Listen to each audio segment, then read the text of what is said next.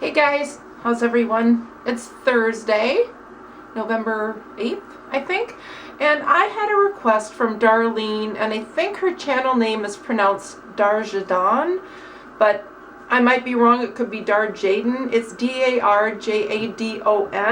So Darlene, I apologize. Hang on here. I apologize if I just butchered your name, but she asked me to do a video showing how I trim the bangs on my wigs.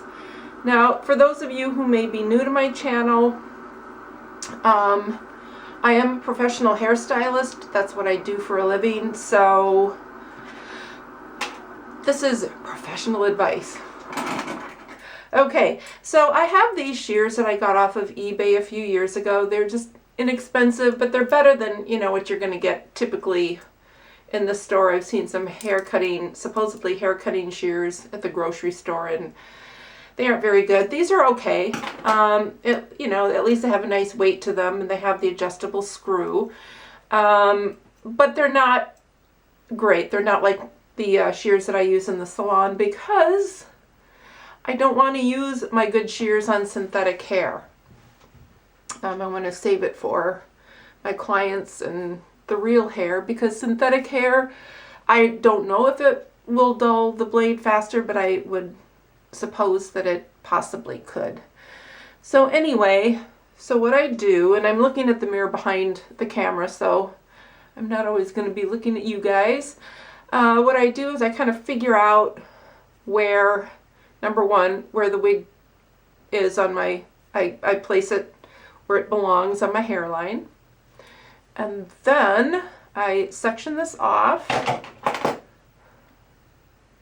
The part here that that I'm going to not cut. And I have my old, this is an old Cricut highlighting comb. As you can see, it's broken here. That's why I don't have it in the salon, because I don't think that looks very professional. And then what I do is I comb through and I kind of figure out how much I want to take off.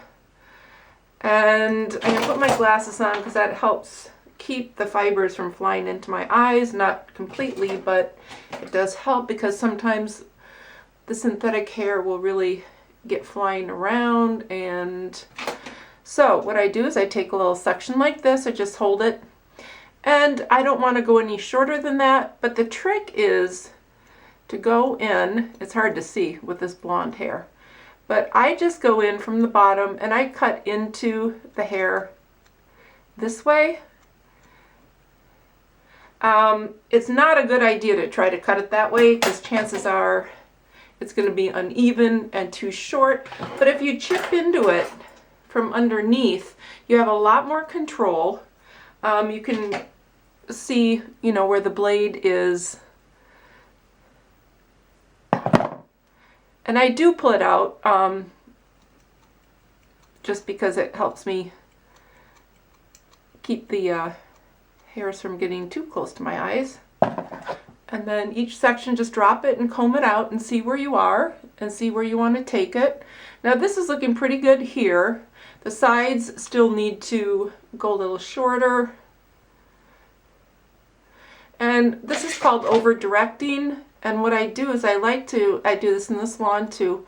I like to over direct, and what that will do is it will keep this side longer because you pulled it to the center. I apologize for my shaking hands. That's my tremor disorder, and compounded with 3 cups of coffee. So, you know, you do what you can to get through the day. And this is what I do. I just keep going through. And this side I'm going to over direct this way towards the center again, and I just chip into it from underneath and just keep going until it's the length that I want it to be. Just do one section at a time. Take your time, comb it down, see where you are. So I still need to take some more length off, a little bit more, But as you can see, it looks really natural. And by doing it this way, you're not going to get the hairs going all crazy wild like synthetic hair can do if you're just trying to cut it that way.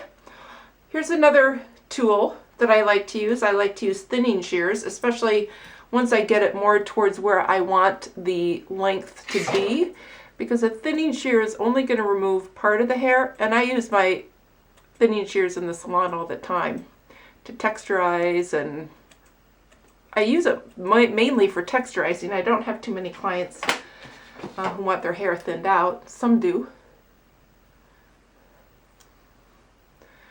I hope you can see that.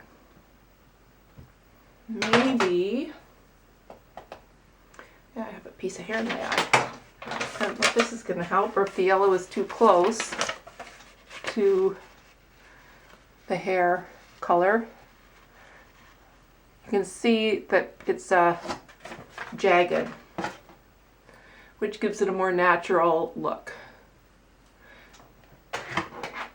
Because most of the hairstyles now, the bangs are chipped into and texturized, and most people don't have, or you can take your thinning shears and go in, if you have some, go in like this too. That gives you a lot of control. Some people really like that China doll, that heavy fringe, and some people can pull it off. I think most of us can't, or most of us it's a little too severe, especially the older we get, but that's just my opinion. So if you wear your hair like that, I don't mean to offend you. Everybody's face shape is different, so again, just going in with the thinning shears, going in from the bottom, comb it out, see where you are, and like I say, take your time. Don't rush it. You don't want to ruin your wig. And if you're kind of unsure on how to do this, if you have an old wig, or you have one that you don't wear, or you can get an inexpensive one to practice on, go ahead and do that. It really isn't that difficult. Like I say, as long as you just chip in from the bottom, comb out, and assess. So I think I'm pretty happy with that. And now I'm going to go remove the hair fiber from this eye. Leave any questions below, and I will answer you as soon as I can. And I really like this wig a lot. Thank you, Darlene. Thank you to both Darlenes. Darlene, who I got this from, the Ultima from Glamour Girl Wigs, and I'll put her link below, and Darlene, who requested this video. You know, you guys feel free to request videos from me. All right, you take care, and I'll just talk to you soon. Have a great day. Bye.